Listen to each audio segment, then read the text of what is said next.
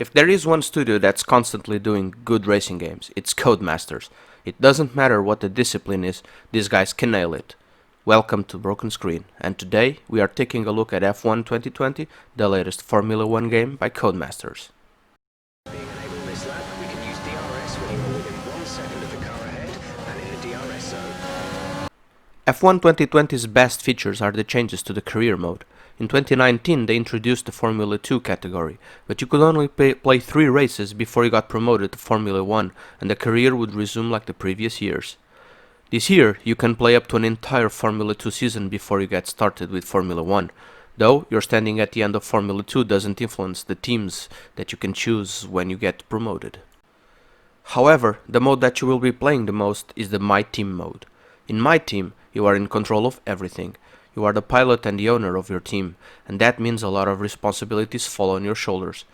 You have to choose the engine manufacturer, the other pilot that will compete alongside you, sponsors, part factories, and R&D. You also have to participate in interviews, and depending on your choices, you can increase the morale of the multiple departments and your team acclaim.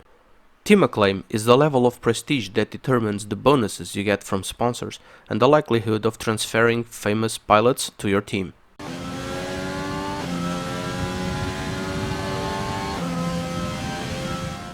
R&D works the same way as it did in previous games. You have 4 departments that can provide and recommend upgrades to your car. You can upgrade the aerodynamics to better overtake other pilots. Chassis will reduce your car's weight and increase its resistance to collision damage.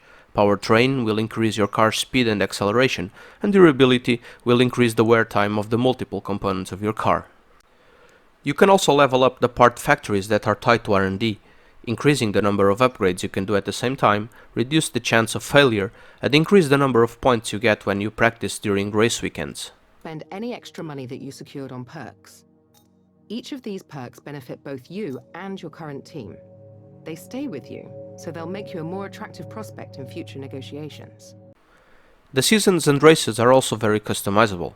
You can choose between seasons of 10, 16 or 22 races, change the number of laps for each race, the difficulty of the AI, and the number of assists when driving.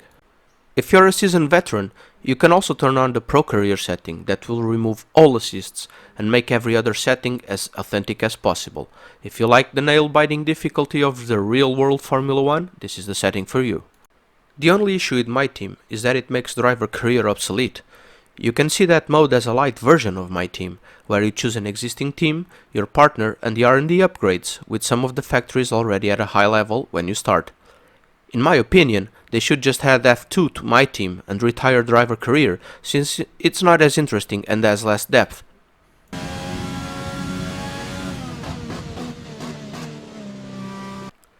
Cosmetic customization has been reworked in F1 2020 with the inclusion of the Podium Pass.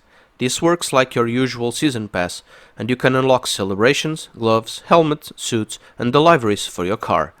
The pass has 30 levels, and there is a free track and a VIP track. The VIP also has exclusive challenges that give you tons of experience, so you can level your pass faster.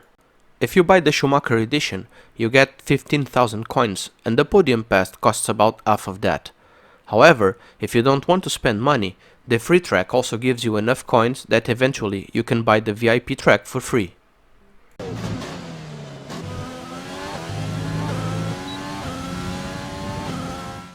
Moving on to graphics, performance and sound.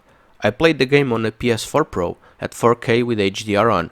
The game looks gorgeous, especially when it's raining, but the differences to the previous games are starting to be less visible. After seeing the Gran Turismo 7 gameplay trailer, I can notice that these racing games are really starting to reach their limit in terms of visual fidelity. However, I'm confident that Codemasters will provide us with a feast for the eyes in the next year's iteration of Formula 1. Performance-wise, the game runs buttery smooth.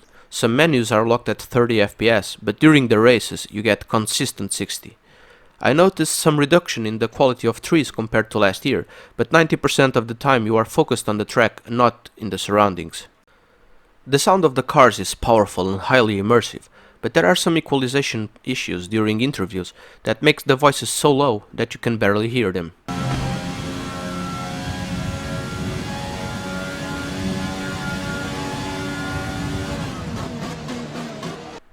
F1 2020 is a good racing game that can be a starting point for casual fans and customized for veterans.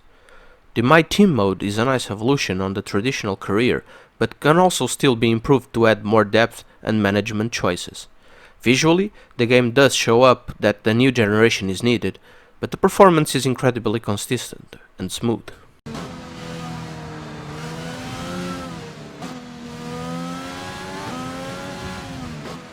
Are you a fan of Formula 1? If you like our content, don't forget to like, share and subscribe, and let us know your opinion in the comments. See you in the next video.